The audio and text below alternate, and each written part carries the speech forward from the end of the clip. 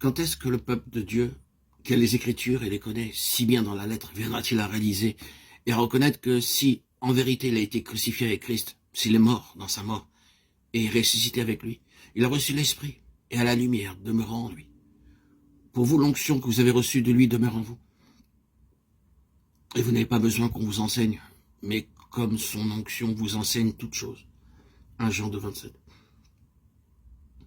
Quand les croyants, quand les chrétiens vont-ils se rendre compte de cela? Pourquoi les chrétiens qui ont la connaissance des Écritures dans la lettre doivent-ils courir ça et là pour chercher le conseil d'autres personnes sur des questions qui les touchent, qui touchent de façon vitale à leur propre connaissance spirituelle? Je ne veux pas dire qu'il soit mauvais de demander conseil, de savoir ce que d'autres enfants de Dieu qui ont de l'expérience pensent ou sentent sur une certaine question.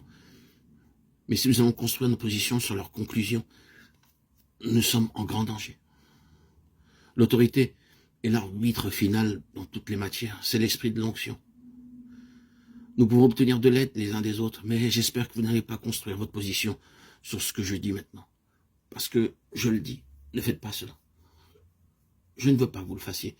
Ce que je dis, c'est écoutez, prenez note, et ensuite, allez à votre autorité finale qui est en vous, si vous êtes un enfant de Dieu, et demandez-lui de confirmer la vérité ou de la montrer autrement.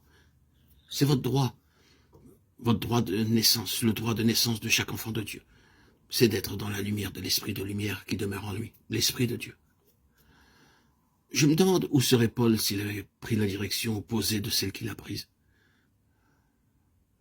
Mais lorsqu'il plut à celui qui m'avait mis à part dès le sein de ma mère de révéler en moi son fils aussitôt, je ne consultais ni la chair ni le sang, et je ne montais point à Jérusalem vers ceux qui furent apôtres avant moi, mais je partis pour l'Arabie. Galates 1, 15, 17. Je me demande, que se serait-il passé s'il était monté à Jérusalem et avait exposé chaque question devant ceux qui étaient apôtres avant lui? Nous savons que par des événements subséquents que probablement il aurait dit, regarde, fais attention Paul, tu nous dis que sur la route de Damas, Jésus est supposé t'avoir dit quelque chose au sujet d'aller vers les païens, sois prudent. Ils auraient tenté de le dissuader de cette affaire.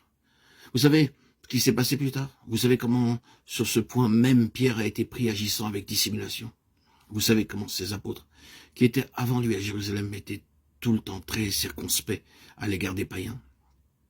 Si Paul avait capitulé devant eux, nous n'aurions jamais eu en lui le grand apôtre des païens, le grand apôtre du corps de Christ, avec la révélation du mystère de l'unité de tous en Christ, juifs et grecs. Paul n'a pas subi cette chose, même à ceux qui étaient des apôtres avant lui, pour leur demander s'ils avaient raison ou pas, si cela leur semblait bon ou mal. Oh non, non. À Damas, il reçut l'onction. Ananias avait mis ses mains sur lui, et il avait reçu l'Esprit. Depuis ce jour, bien que Paul ait été totalement disposé et heureux d'avoir communion avec ses frères, qu'il n'ait jamais pris une position supérieure ou indépendante, qu'il ait toujours été ouvert au dialogue, il était toutefois un homme gouverné par l'Esprit.